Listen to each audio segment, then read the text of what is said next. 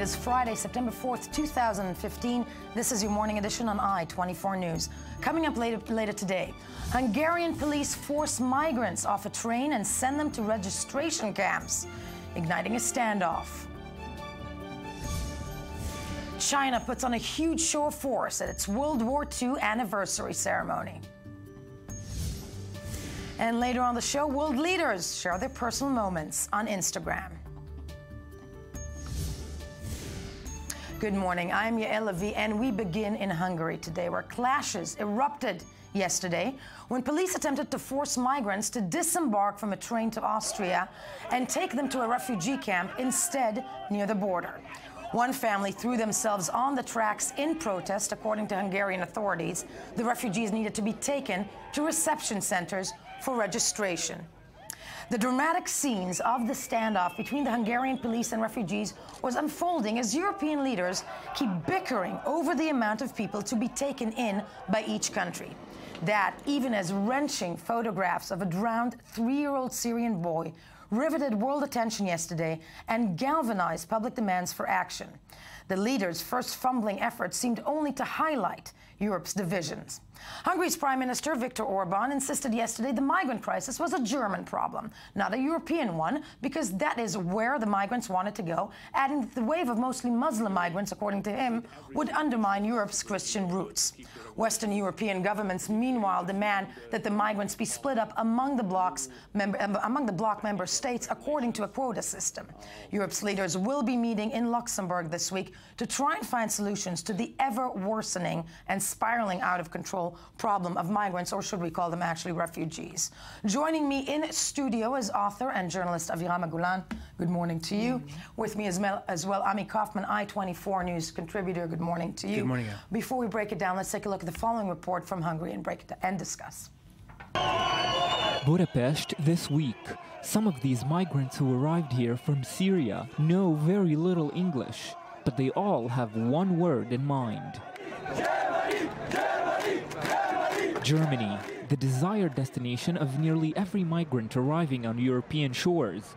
Why? It is now the only country who will have them regardless of where they first arrived in Europe, in contrast to European Union laws.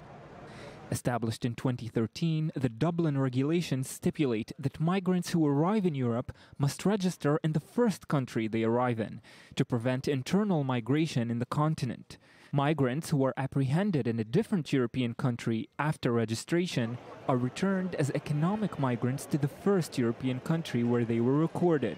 But Germany announced it will continue to accept Syrians even if the country was not their first destination, making several other EU countries a gateway to Berlin. Due to its vicinity to Germany, Hungary has become one prime example. The problem is not a European problem. The problem is a German problem. Nobody would like to stay in Hungary, neither in Slovakia, nor Poland, nor Estonia. All of them would like to go to Germany. All would like to go to Germany, and Budapest finally gave in. Migrants who had been waiting in the Hungarian capital's train stations with no permission to board the train were allowed to leave for Germany yesterday. After days of waiting, chaos ensued. Yesterday, Ms. Merkel says you have to register here in Hungary to allow us to cross the border in Germany. But Austria say no, we cannot, Syrian people not allowed to cross. What we have to do? Chancellor Angela Merkel continued today to make clear statements about Germany's commitment to providing refuge to the migrants. There is a duty to provide protection for people who need it, and the Geneva Convention does not only apply to Germany, but also to every European member state. But what's waiting for Basil and his family in Germany? Part of the attraction for those fleeing war-torn countries such as Syria is the German government's generous laws concerning migrant welfare. According to the country's labor minister, between 240,000 and 460,000 migrants will be entitled to social benefits in 2016. The extra costs incurred to the government for the year range between 1.8 and 3.3 billion euros. Each migrant will also receive a monthly stipend and a work permit after 3 months in Germany. And as the minister explained on Thursday, Germany is already feeling the financial burden. We need some more fairness when it comes to the question whom is able to invite also refugees. Even when they come first to Germany, we have to distribute them more fair. The minister went on to say that Germany expects some 800,000 asylum seekers this year alone, and the numbers are creating division in the German public. While Germany is encouraging aid efforts for migrants across Europe, a report by the German Domestic Intelligence Service shows that pro-nationalist attacks against migrants rose by 20% last year, warning of a growing anger at the migrant influx by right-wing extremists in the country.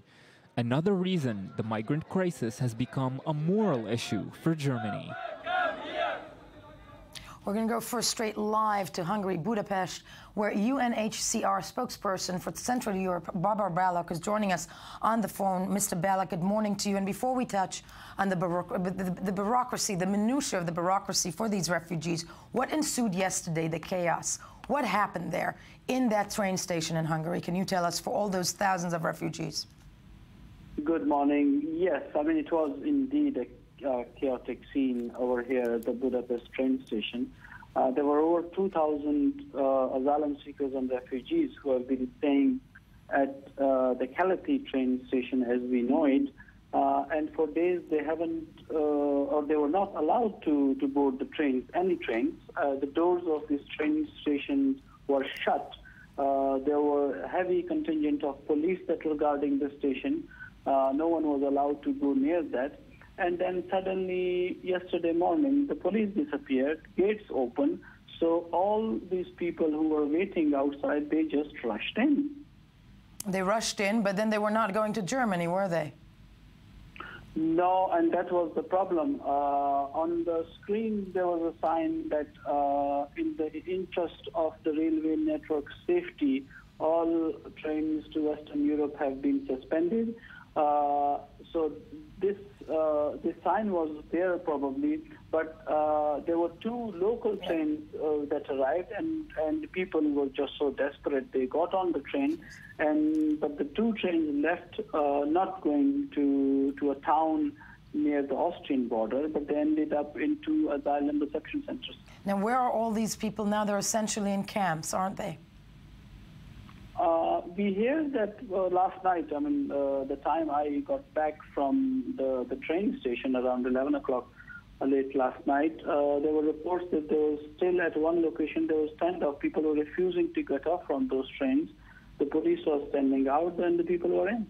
Now, it's a terrifying scene that we're looking at from around the world, at Europe, people on trains in Hungary being, many saying, being tricked to get on those trains. And this is clearly spiraling out of control. Babar, if you can stay with us, Aviram Golan, with me in studio, what is so jarring about these scenes is that they're reminiscent to, especially to us sitting here, scenes that we saw or that we remember from many years ago, and the influx of the refugees of World War II. But what is this chaotic mess that we're witnessing in Hungary right now? I think that what happens in Europe now is a European problem rather than anything else. Why is it a European problem? Because we see that the EU is falling apart in a way. And what started really with the crisis in Greece goes on now. The leadership of the EU is no longer united, and no longer united under solidarity or policy for all over Europe.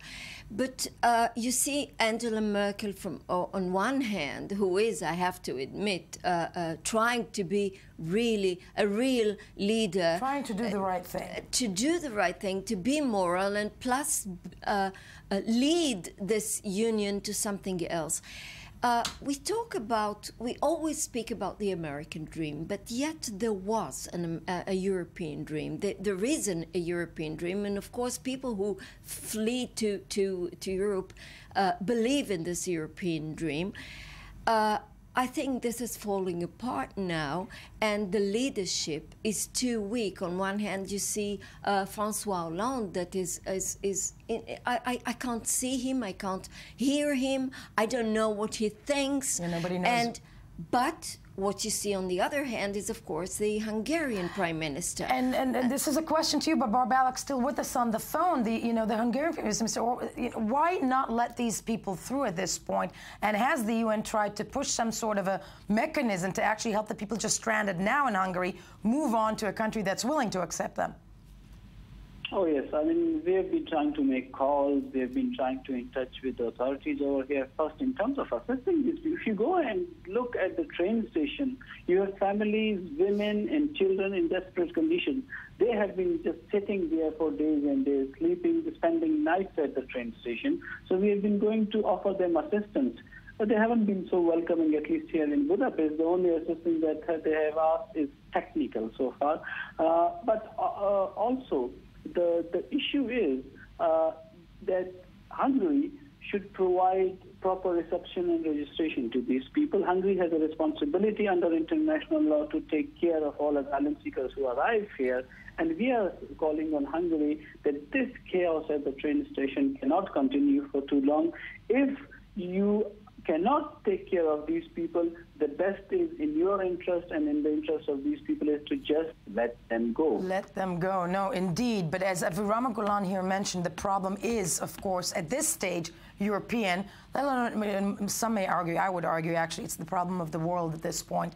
But European leaders have been chiming in, trying to, put some sort of a mechanism in place ahead of that meeting. Ami Kaufman with us. I mean, when it comes to Britain, Cameron had several things to say yesterday, didn't he? Yeah, first of all, we have to acknowledge that Britain is taking in a lot less refugees than Germany is. Germany, as we saw the numbers, are taking about 800,000 this year. Germany is taking less than, Britain is taking less than 10,000. And Downing Street officials are saying that due to these pictures that we saw yesterday of the Syrian boy that was drowning and the change in public mood, he is bowing to this pressure and will be taking some refugees, but not from the border of Calais, where a lot of people are camping already on the border with France and Zeb, but from UN camps on the Syrian-Turkish border, and it would still not be the amount that Germany, of course, wants to see. But we have a few of the remarks that Cameron said yesterday. I think we should take a look. To the British Prime Minister.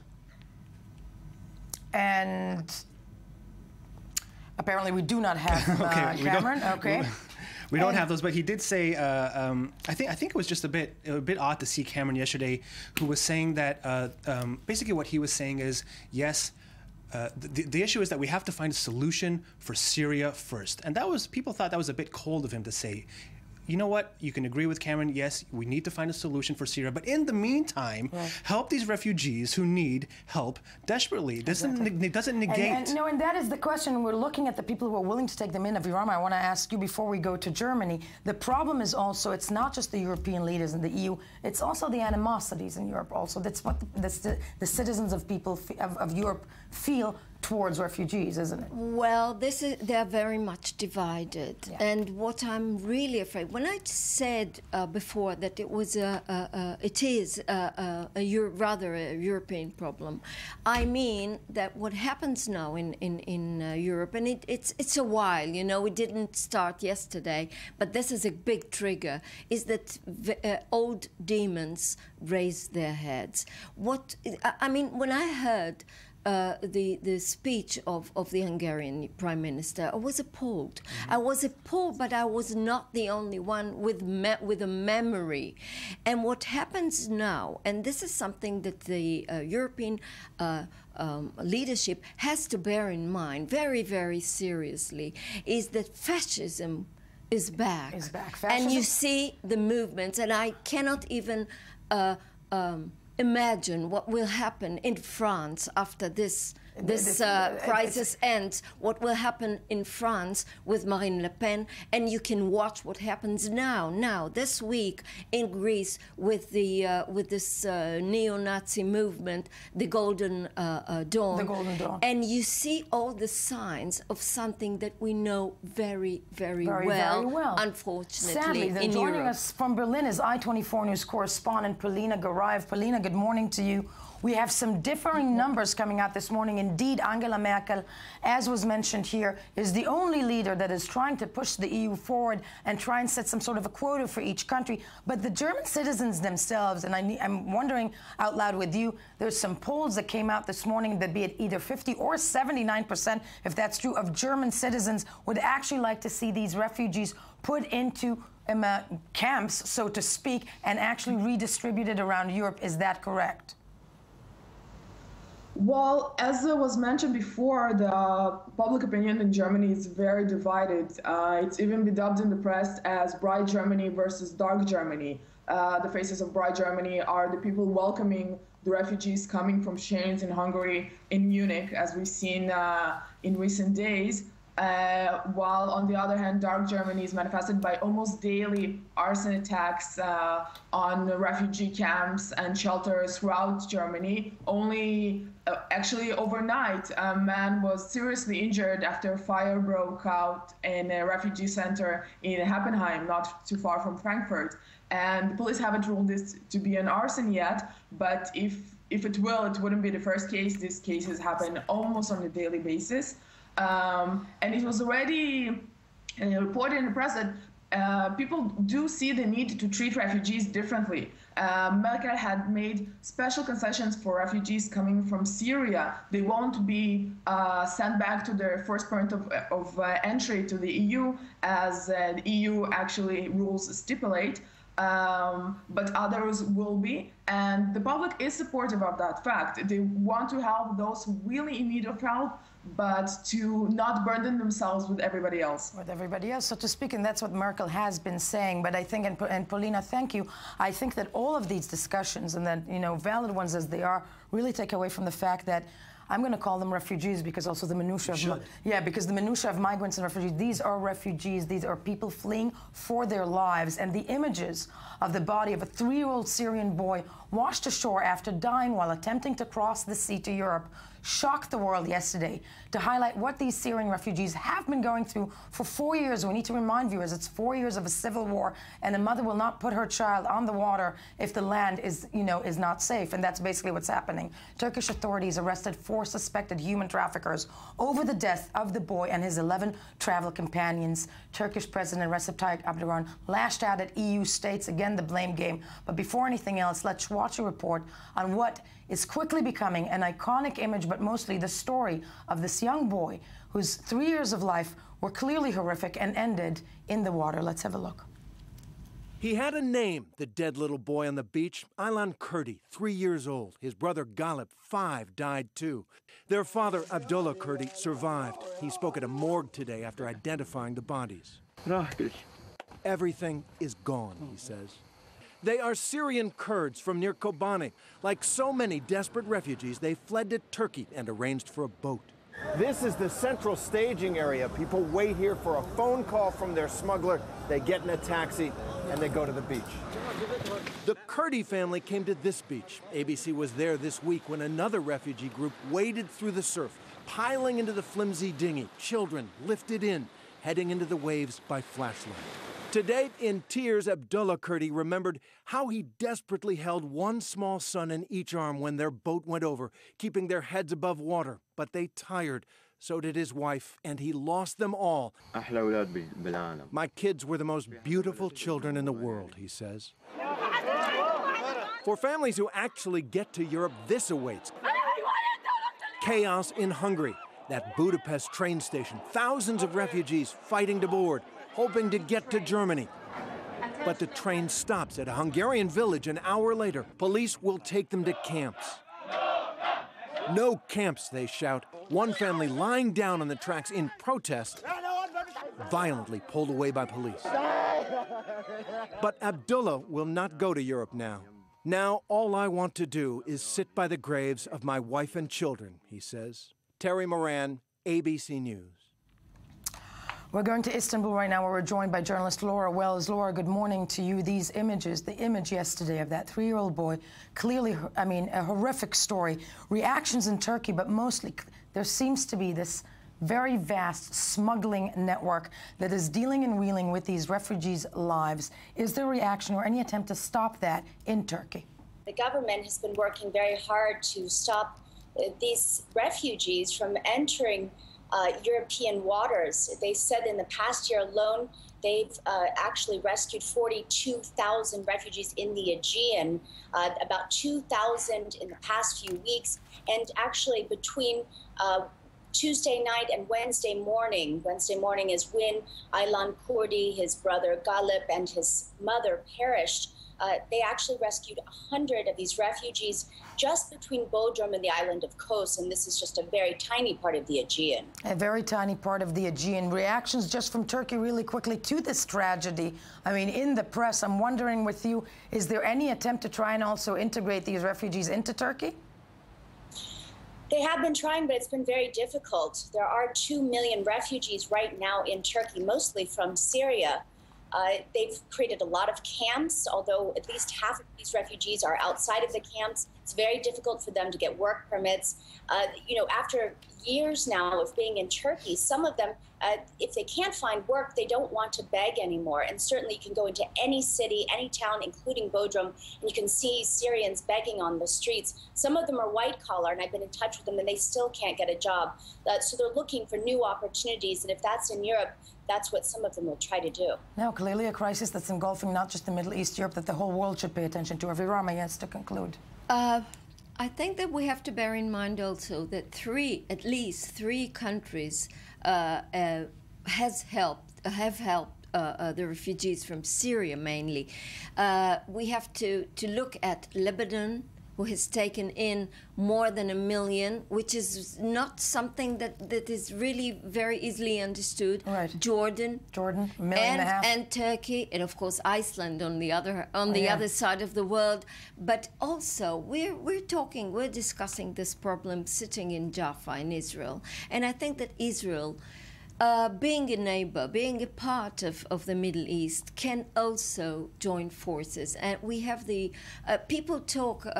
I had people talking about the Golan Heights. We have enough place in the Golan Heights. It is close enough to Syria. People who do not want to leave the Middle East can find place, can find shelter for a while, and then go back to Syria. Because we have to remember, not everybody wants to go to Europe. This is a phobia. It's not the real life. In real life, people want to stay in their country. If only people around the world would listen to you say these things. Amen. Avirama Golam, thank you as we move along. Moving along to press, Ami Kaufman here with the news you missed while scanning the headlines. Yeah, we're going to start with that amazing story in Kentucky. The Kentucky clerk, Kim Davis, who did not want to give marriage licenses to a gay couple, is now in jail. Let's see a report about it. Yes. Same-sex marriage at the center of impassioned face-offs, both outside and inside this federal courthouse in Kentucky. County Clerk Kim Davis found in contempt of court because of this. We're here to get our marriage license. So presently we are not issuing marriage license, pending an appeal to the system. Repeatedly turning away gay couples, refusing to issue any marriage licenses after the Supreme Court's June 26 ruling in support of same-sex marriage. Under whose authority are you not issuing licenses? Davis maintains she is defending her religious freedom, calling this a matter of heaven or hell. The issue brought here to federal court by the ACLU. We obviously support Ms. Davis's right to believe whatever she wants to believe, but as an elected official, she still has an obligation to follow the law. I respect people's faith, okay, but this is a civil institution. Her attorney says Davis, who's come under fire for her own multiple marriages, will not back down. Kim Davis is prepared for consequences because the other consequences she would not want to risk, and that is being unfaithful to God. I almost tempted to ask how many times she was married, but she yes. was married 4 times. Kind of like us. Okay, yes. Good news from Turkey. The 2 Vice News journalists that were arrested while they were reporting from southern Turkey, they have been freed. Jake Hannebrand and Philip Pendlebury. They were accused of aiding a terrorist organization, but Turkish authorities have now freed them. Good news from that. No, thank God for that, because the only thing that came to mind was Midnight Express. Yes, right. And China held its biggest military parade ever. We have some amazing pictures from it. But what's interesting interesting about it is that the President Xi Jinping announced that he will be cutting his troop levels by 300,000 people. That's about 13%. Right now, it's a very big army still. I was about to say, and now it's going to be just 1 billion? Okay. Close. It is 2.3 million now, so it's going to be only 2 million now. He basically cut off like the Israeli army off. And they're going to stay with... My father always used to say that the Chinese don't need a military, they just need to start walking. That's right. And that's fine. And they'll just run over everything. Just for bingo, yeah. But they also showed some pretty amazing weapons that nobody has ever seen before. The one is an anti-ship ballistic missile, the Dongfeng 21D, which is reportedly capable of destroying an aircraft carrier with one hit. And a lot of other weapons. Oh my word! So the fascinating thing is, let us show you what we have. Right. We can rule, we can control the world, but we'll just cut off the We'll just cut it, yeah. Okay. But meanwhile, on the same topic, this is from the Japan news. There's an ice cream parlor in China called Ices, and it's a chain. Ices? Ices, and they're selling a lickable likeness of the head of the executed Japanese war criminal Hideki Tojo, to mark the 70th anniversary of the end of World War II. And this man is, of course, he was the prime minister of Japan from 1940 to 41. This guy was executed as a war criminal. He's the one who called the attack on Pearl Harbor. And now you can lick him. And now Chinese want to lick him. And the slogan is 10,000 people together eat the Japanese war criminal. And if you look at the pictures, it really looks exactly like Hideki Tojo. And it doesn't make me want to eat it, I have to say. But wow. I don't know, there's something about it. Looks a little creamy there. I kind of like the way it looks. I wonder what the mustache is made out of. Yeah, good. And big meeting today in Washington. King Salman of Saudi Arabia will meet President Obama. This is his first visit since he became king in January. He's going to talk. Obama's going to make him reassured that despite the deal with Iran, everything's going to be okay. I got your back. Don't worry. Sanctions won't be used to fund and all that stuff. We're all still But actually, the reason I want to brought up this is because the next item from the San Diego Tribune, 2 twins, 86-year-old twins, are going to meet King Salman while he's visiting Washington D.C. And the reason is these twins have met 3 Saudi kings already. They grew up in Saudi Arabia. Their father went as a driller in 1939. They spent about 30 years each of them, and they met Salman's father, Abdullah Aziz ibn Saud. They met the former king, King Abdullah, which is before, and now they're going to meet in Washington, King Salman. And look at them, they're 86-year-old twins. No, it's fascinating that they've done the entire legacy of the Saudi royal family. The entire legacy. And they got an invitation from King Salman himself. He wanted to meet them. They were stars when they were growing up in Saudi Arabia. It was amazing. No, I bet. I mean, I think sadly all the time that we have. That's fine. But Ami, thank you for being with us this morning. I'll see you in a few minutes. That's right. Stick around the I-24 News for the headlines and of course, when we get back, a closer look at some personal moments of world leaders to share with you.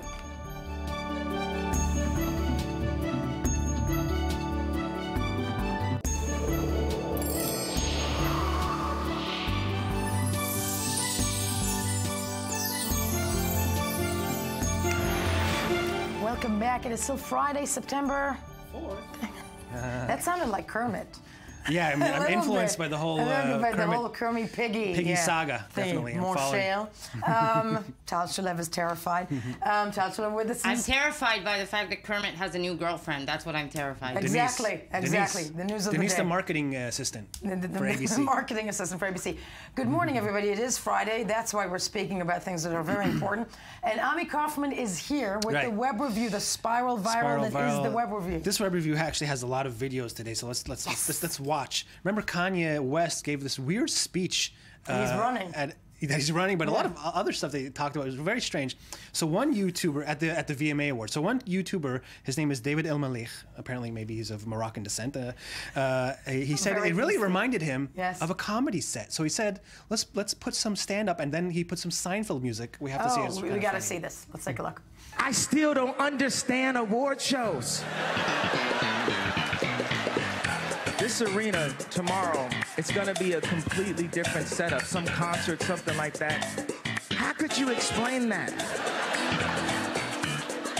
It crosses my mind a little bit like when I go to a baseball game. Hilarious. I love that. And the cutaway to Kim. And the cutaway to Kim. Just, We're just looking at him adoringly. Adoringly with, how far? How old is she? Like 6 months? I don't know. Is it 6? Getting big. I don't know. Sorry. Only from Daily a man. Show. Yes. Well, okay. I'm going to stop right there. Daily Show announced that it's going to add 3 new correspondents. How's their names the are Daily Show doing, by the way? Well, it didn't start yet. They're showing the promos. Their names are Ronnie Chang, Desi Lidick, and Roy Wood Jr. These are the comics. Okay. But they're also putting out some very funny promos already with Trevor Noah, and I want to show you one of them. Let's take a look. There's a lot of questions about the new Daily Show. Are we still covering the election? Yes. Still keeping all our amazing correspondents? Of course. Still selling our Special Moments jewelry collection? Only 3 left. Call now.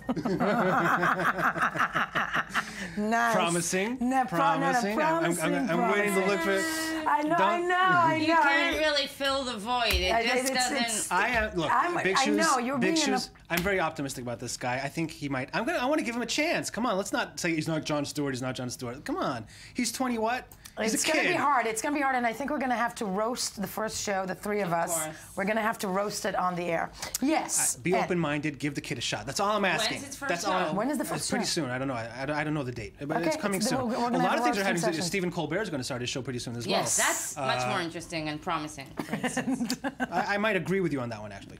This is a video. A guy who thinks is apparently James Bond, who we'll get to later in the show if we have time. His name is Pasha Boomchik, and Pasha what? He's from the Ukraine. Pasha Boomchik. That's a cute He said, name. I'm James Bond. I'm going to jump on a train and film myself doing it. Oh. Moving train. Check it out. Oh, God, yes. Viral video.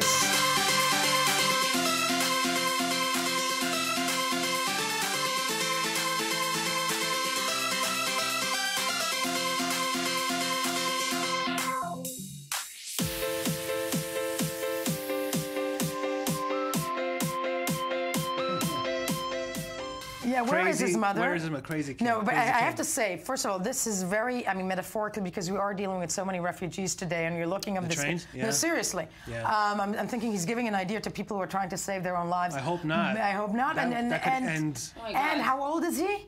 18. 18. Okay, somebody call his mother. Yeah, and he jumped on it, from the station while the train was moving. To get on the train, it was moving, he And jumped the on thing it. is, because all 3 of us, I'm sorry, folks, you're going to come into my camp. We're so old because we're looking at this going, oh, my God, not good, not good. And probably around the world, 18-year-old kids are going, yes, man. Mm-hmm, Yeah, okay. Yeah, moving along. 2 websites with big problems, apparently. First, we'll start with the Wikipedia. Wikipedia now has 381 less editors than it had before, and the reason for this is that they banned 381 editing accounts. And why did they do that? These accounts were sock puppet accounts. What these accounts did were they were extorting customers. They would create a draft article, and populate it with promotional links, Right. and then they would contact the victim and pose themselves as established Wikipedians and request a fee to publish that article. And to keep the page from being edited in a bad way or disappearing, or the page disappearing, they would charge their victims for $30 a month, and this made a lot of money. For these almost 400 people that were making a lot of money. No, and plus, No more. I would like to ban actually some editors because I think Wiki is a wonderful thing, but I think journalists tend to use it many times also as sources, and we have to remind people that some of the editors, well, not the criminals, some of them were also 6 years old. It's true, that's very true. Okay, that's that. Ashley Madison, or actually the company that owns Ashley Madison, Avid Life Media, is saying that the site is bouncing back after the big hacking scandal where about 30 million accounts were shown on the web. They say that 87,596 women joined the network last week alone, and that new and returning female users sent 2.8 million messages during the same time period. And I think Tal has something to say about that. I want to about when the whole Ashley Madison thing broke, then there were statistics about the gender distribution of the users, and there were it was a huge gap between men and women, and that seemed really weird to me because it was as if women don't cheat on their husbands, which we know is not true. I'm not married, so I'm allowed to talk about this. You need to tango, right? I mean, so it should be somewhere towards the middle, right? But maybe they didn't know about it. Maybe Ashley. And now there's a site. And now women are psyched about it because they suddenly understand that they can go there. So it worked well for the Ashley Madison then. It's I was waiting for this article to start with Ashley Madison closed down, but sadly no cheating will continue. Okay. I asked my wife, speaking of my wife, if there was one person that she would leave me for, who would it be? And she immediately answered, without waiting, Daniel Craig. The Bond. I'm with her. George Clooney. Oh, come on. But Daniel Craig now says, as we see from this headline from the Daily Mail, that Bond is misogynistic, sexist, and very lonely.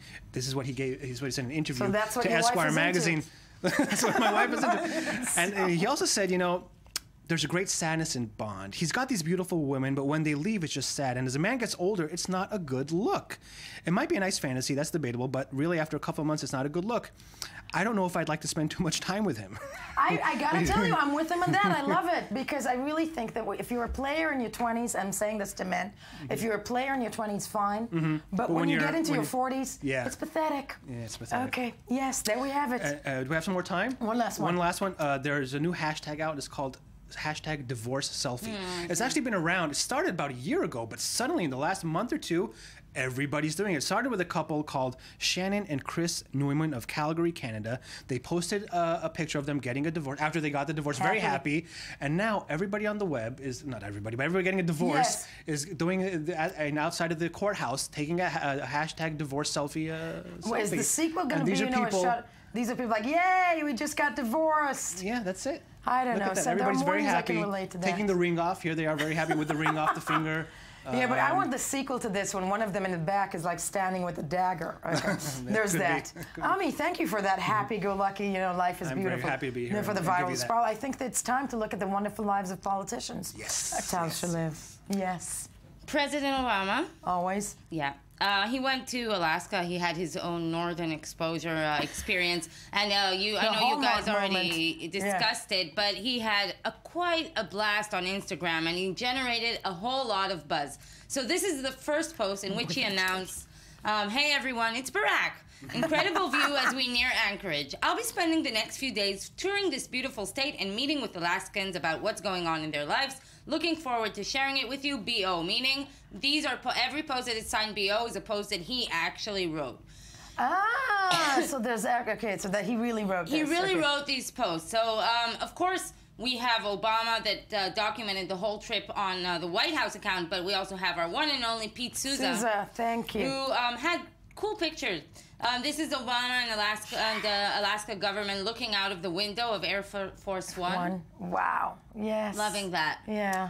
Then we have Mount Denali, the famous, or Mount McKinley if you're a Republican. No longer named after a white man. Exactly. Yes. This is the view from Air Force One. This is an interesting photo from Souza, just if you notice what that man is wearing. Yeah, what is that? Well, it's a bear it's a meeting with Alaskan community leaders, and that's apparently the latest trend in Alaska. Anchorage has a very, very developed fashion scene. I think we need a tie like that, bow tie like that for you. Let's see a photo. There's a nice video that Pete Souza posted. Let's see it. Let's have a look.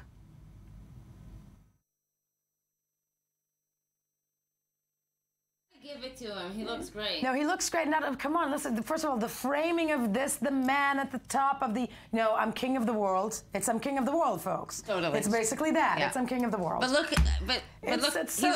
Yeah, it looks good, but I mean, to me, he always looks good. Come on. No, he looks good. He looks better when he's casual. He looks really good when he's casual. So it's like I'm standing by, I'm looking at the mountain. Yeah, I'm gonna name that mountain. I'm gonna rename that mountain. But the most discussed photo of this whole trip was a selfie that he took with the British adventurer. If we can move on to the next photo. Right. With British adventurer Bear Grylls. He's a host of a show. He's the man with the lines, I know. Running Wild with Bear Grylls. And Obama is the first U.S. president to appear on the show. Actually, the selfie is quite bad. It's very bad, yeah. It's an adventure survival show, which has featured celebrities like Kate Winslet or Zac Efron. And there was a petition online calling make Obama drink his own urine on the show. I'm going to sign that comment. one. No, but we know of a host that did that. Yes. Actually in the Middle East, and it jump-started her career. So, Sofit Grant, that was her name. Israeli host, yes. Right. So I think, this is actually traditional fishermen and fisherwomen photos. This one and also the next one. And of course, at the end of the day, Obama showed off his dance skills. Yes, let's see the video dance, of the dance. Okay, Obama dancing yet again.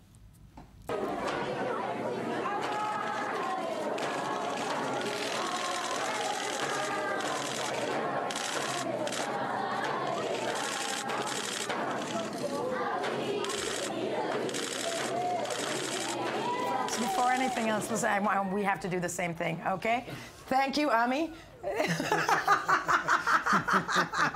Bravo! Yes. Well, we're showing this as well afterwards. And Obama was in a very good mood in Alaska. You know why? Because he secured his presidential veto on Iran. But guess who wasn't in such a good mood about that? Our one and only Donald Trump. Let's see what he had to say. Donald. A powerful display of American leadership and diplomacy. It shows what we can accomplish when we lead from a position of strength. Iran could move closer to a nuclear bomb. I gotta tell you, because the Trump thing, it's great. It's all about the Americans in prison in Iran. It's not good. about, it's strong. No, it's all about them. It's strong for the American Bible Belt, but nothing about women's rights in Iran. Nothing about that executing Iranians, Americans. But good message. Good message. I gotta say, good message. Black and white. Yeah. Let's see his latest also. He has another one. Another Trump. Okay, let's see. We recognize the commitment of someone who has devoted her life to public service.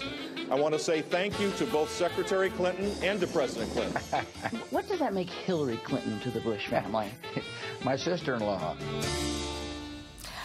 Yes. So I just want to say one thing for Trump, and I'm grateful for him, and I will say this on the record. He has turned Instagram to a space for political fights. He's the first one who's done that, and this is giving me a lot of work. The attacks, you know why it stands out? Donald Stalshalev, thanks you. You know why this stands out? Because Instagram pages are usually full of politicians just like showing their lives and... no, he's campaigning on Instagram. He's campaigning on it. And all of them are going to start doing it shortly. They're all doing it. They're all doing it, but he's the only one who's really attacking, not only like campaigning positive, but he's also using it for negative, creating a discourse on Instagram. So it's really good. I'm for it.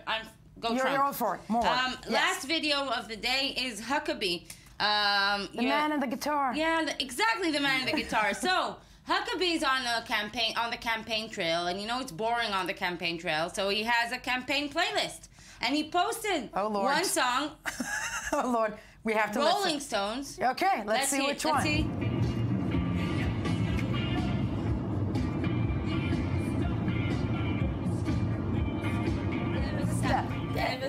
Okay. And you know, and she sang, and Tal Shalab It's the sang. Stones. I can sing. No, you got a good taste, honey. Get a good taste. Yes. Yeah, me and Huckabee, we share. Yeah. Well, something I don't share with Huckabee, just interesting enough about Huckabee, you know, who he doesn't like. He doesn't like Beyonce. Last year, earlier this year, he wrote a book in which he blasted the Obamas for letting their daughters listen to Beyonce. That's gonna get him loads of votes. Exactly. Yes. But he also doesn't like Miley Cyrus. He also doesn't like Rihanna, and he does like, on the other hand, the Stones and Lynyrd Skynyrd. Listen, I don't want to say I'm with him, but is anybody there giving him advice about the younger votes? I'm just saying. I'm not sure the younger votes are in the Republican Party to begin with. That's true. Or know who Huckabee is. Yes. And last but not least, of course, our favorite Hillary, who's been... I don't know what's going on with her. Like, once a week, she posts a throwback Thursday is this photo. TBT? Yeah. Yeah. Okay. Chelsea's really cute, and we can talk about Hillary's glasses, but really blonde. Yeah, no. To me, it's like, okay, I'm reminding you, I'm a mom. No, it's every week. It's like every week. Yeah, she tries to show, I'm the family woman, I'm the family person, and that would be it. But I don't know. I'm with you. The campaign it was to be cool dissected. at the beginning, but it's beginning to get over. We've got several seconds. I want you guys to stay with the I-24 News. It's the best of the week. That was the morning edition. We're gonna end you off with this. Okay, everybody? This is Obama. Thank you, Obama. Do stay with I-24. All the news and Obama dancing and us faking. Thank you. Goodbye.